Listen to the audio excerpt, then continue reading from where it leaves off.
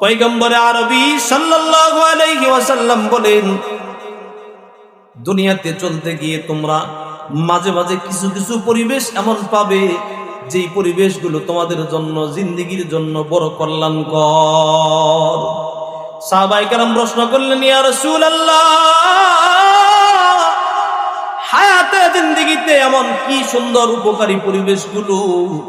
পয়গম্বর বলেন, তুমি তোমার জিন্দেগিতে এমন কিছু পরিবেশ পাবে, এমন কিছু সময়, এমন কিছু পরিবেশ পাবে যেই পরিবেশগুলো তোমার মৃত্যুর পরে পরকালীন জিন্দেগিতে, জান্নাত তো বহু দূরের কথা, দুনিয়ার জীবনে ওই সময়টুকুন যদি তুমি ওই মজলিসে নিজেকে শামিল করতে পারো, উম্মতেরা আমার, যতক্ষণ ওই পরিবেশে নিজেকে শামিল রাখবা, মনে করবা ততটুকুন সময় তুমি জান্নাতের মধ্যে বসে থাকলা।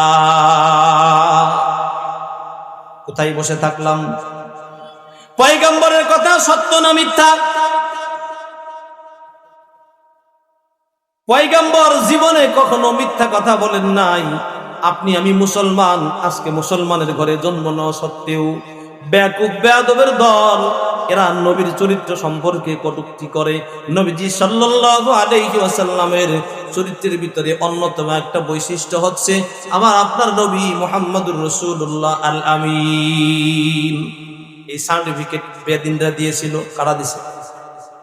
উম্মতের মধ্যে নবী আলাইহিস সালাতু ওয়াস সালাম বলেন, সেই নবী রহমত সাল্লাল্লাহু আলাইহি ওয়াসাল্লাম বলেন, উম্মতেরা আমার, তোমাদের জীবদ্দশায় তোমাদের জিন্দেগিতে কিছু কিছু পরিবেশ পাবা, সেই পরিবেশগুলো তোমাদের জন্য এক একটা জান্নাতি পরিবেশ। যতক্ষণ তার মধ্যে থাকবা জান্নাতের মধ্যেই অবস্থান করবা। তাহলে আমরা কোথায় আছি? জোরে বলেন, কোথায় আছি? আমরা যে জান্নাতের মধ্যে আছি, এই বসার তৌফিক কে দিবেন? আল্লাহ তাআলা আপনাকে আমাকে এই জান্নাতি পরিবেশে বসাইলেন, এটা আল্লাহ তাআলার খাস দয়া, মেহেরবানি। কার দয়া? ই কবুলে জিক্রে তু আজ রহমতাস, ই কবুলে জিক্রে তু আজ রহমতাস, চো নামাজে মুস্তাহাজা রুখসতাস, চো নামাজে মুস্তাহাজা রুখসতাস। আল্লাহর আরেফ বলেন, আল্লাহর বান্দা, দুনিয়াতে নেক কাজ করার তৌফিক পাও, এটা তোমার জন্য আল্লাহ তাআলার তেমন রহমত। তুমি নামাজ আদায় করতে পারো, তুমি আল্লাহ তাআলার জিকির আদায় করতে পারো, আল্লাহ তাআলার কালাম কোরআন তেলাওয়াত করতে পারো, এটা তোমার জন্য রবের পক্ষ থেকে তেমনি নিয়ামত। যেমনি নিয়ামত আল্লাহ তাআলা মহিলাদেরকে দিয়েছেন মাসে 3 দিন, 5 দিন, 7 দিন, 10 দিনের নামাজ মাফ, ঠিক নেই? তাদের জন্য মাফ, এটা যেমন আল্লাহ তাআলার দয়া। আল্লাহ তাআলা আপনাকে আমাকে এই মজলিসে জান্নাতি পরিবেশে বসাইছেন, এটাও আল্লাহ তাআলার দয়া। যে আল্লাহ তাআলা আপনাকে আমাকে দয়া করে মায়া করে জান্নাতি পরিবেশে আনলেন, সেই আল্লাহ তাআলার একটু বরত্ব জবান খুলে পড়া যাবে তো ইনশাআল্লাহ? লিল্লাহি তাকবীর। আরেকটু জোরে বলা যায় না? পারবো তো ইনশাআল্লাহ? লিল্লাহি তাকবীর। আলহামদুলিল্লাহ।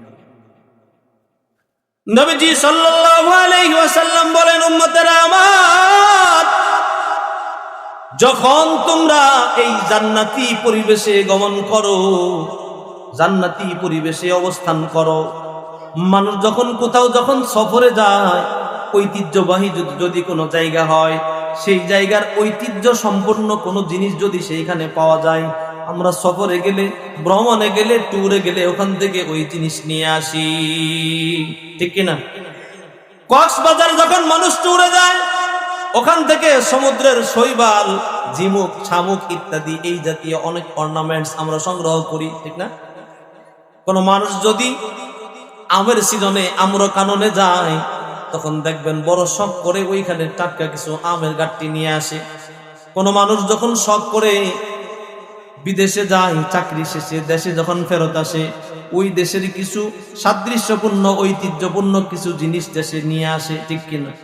আমার আপনার পয়গম্বর রাসূল করিম সাল্লাল্লাহু আলাইহি ওয়াসাল্লাম বলেন, উম্মতেরা আমার, যখন জান্নাতি পরিবেশে ঢুকবা, বসবা, থাকবা, খালি খালি জান্নাতি পরিবেশ থেকে বের হয়ে এসো না। ওই জান্নাতি পরিবেশে অবস্থানকালে কিছু জান্নাতি ফল খেয়ে এসো।